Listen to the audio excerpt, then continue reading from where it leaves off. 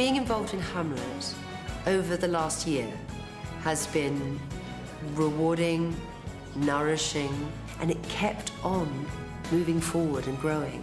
And that's really rare. Shakespeare would have been a great film writer, I have to say. All we are going to do is apply ourselves to this extraordinary play that's been around for 400 years and respond to it as a group of actors, a director, a creative team in the 21st century. Claudius is a great role, truly great role in a masterpiece.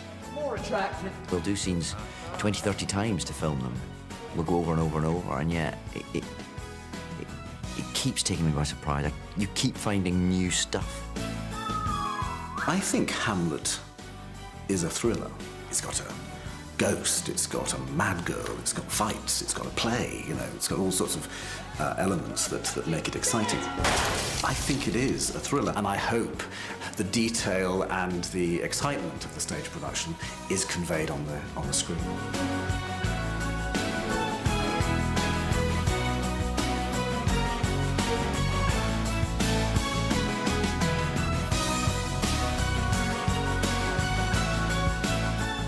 When it was clear that David Tennant and Patric Stewart were going to star in a production of Hamlet for the RSC, it felt like that might be a production that we could engage one of the broadcasters to support.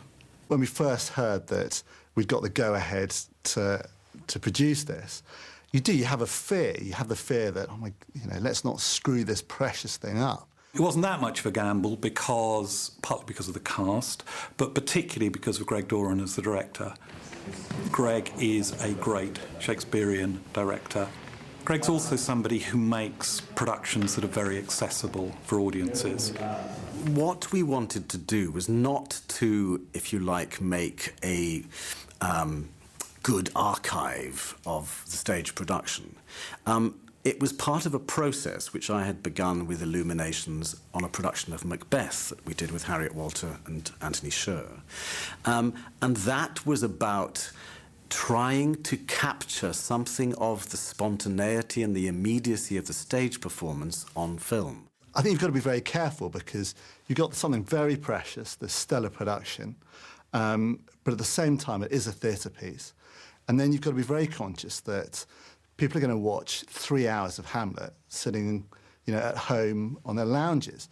And what is it going to be that's going to translate this stellar production into watchable television? When we set out to film this, we didn't have a clue where we were going to do it. And so with Greg, we looked at, I don't know, certainly a dozen, probably more, different kinds of spaces around London. We wanted to find an environment for the play which wouldn't call attention to itself, which wouldn't seem like that we were all on location, that would provide for the play what we described as a vivid neutrality. We looked at a number of disused factories. We looked at a couple of big cellars. We looked at an old school. And we then went to this place in Mill Hill called St Joseph's College, which had been a seminary for Catholic missionaries. We wanted a location which was theatrical. We needed a space that 23 people would be able to populate and it would still look courtly.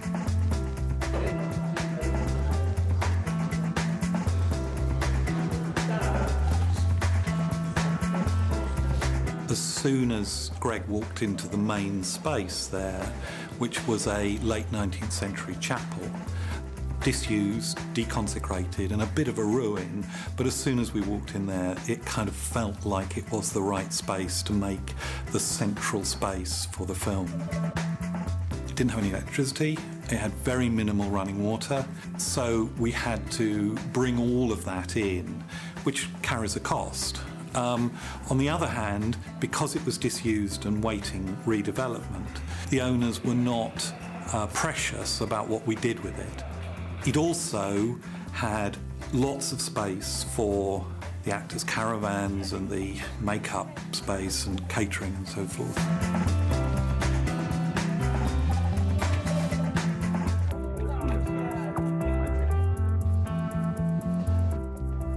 I'm very much a theatre designer, so I suppose I think theatrically, which is why we've ended up where we have with this production, because everyone wanted to keep the essence of the theatre production.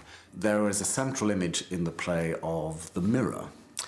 Hamlet holds a mirror up to nature. He says to his mother that he will show her a glass. You go not till I set you up a glass where you may see the inmost part of you.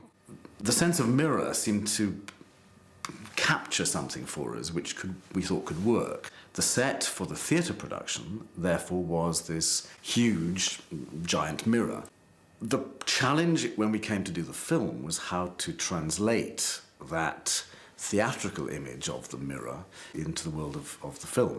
Apart from anything else, mirror's not very good to have on a film set because you keep capturing, the film cameraman or the sound guy with his boom. When we started to come up with a world which had to sort of bridge that gap between theatre and film, we came into this marvellous space, and I quite glibly one day said, well, let's just paint it all with gloss black paint. And it's given us, I feel, the same world that we had in Stratford, but it's not the same world. It's very much the essence of it, but it's much more 3D and atmospheric, and it just gives us a fantastic box to play with, really. I was quite keen that we kept the floor, which was a mirrored floor. In some of the shots, Hamlet looks at himself in the mirrored floor. The designer came up with this floor, which is the same floor which they had on the stage production, which is highly polished. My first reaction was kind of, oh, help. I can see me, the lights, and everything else. But I'm a bit dangerous person, so I said, let's go for it, because I think that gets a closeness to the stage production, which I was really trying to get to, I suppose.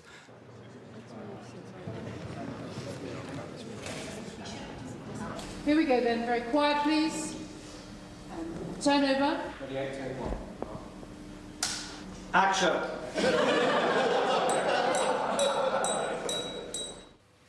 How is it that the clouds still hang on you? Not so, my lord. I am too much of the sun. Good Hamlet, cast thy lighted colour off. Cut.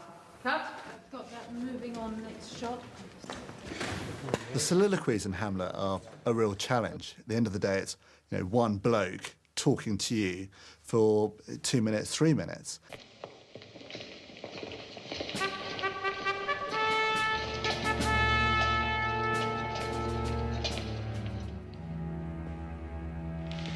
Oh, that this too solid flesh would melt. And we're very unused to watching that in televisual terms. Now I'm alone. And bear in mind, there's 7 soliloquies.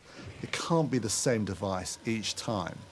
So what Greg, the director, did, he broke down each of those soliloquies, along with Chris, the DP, and tried to think, what is the appropriate language?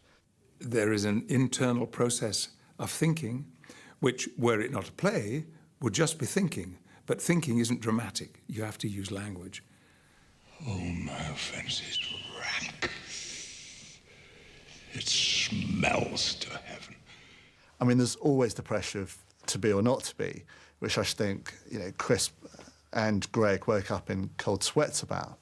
Do you want to take it from tonight to sleep over? Or take it from the top? I mean, when we do it, I might take it from the top. In a speech like To Be or Not to Be, in which the character is involved with such an interior dialogue about really whether to live or die, it was wonderful to be able to get really close up.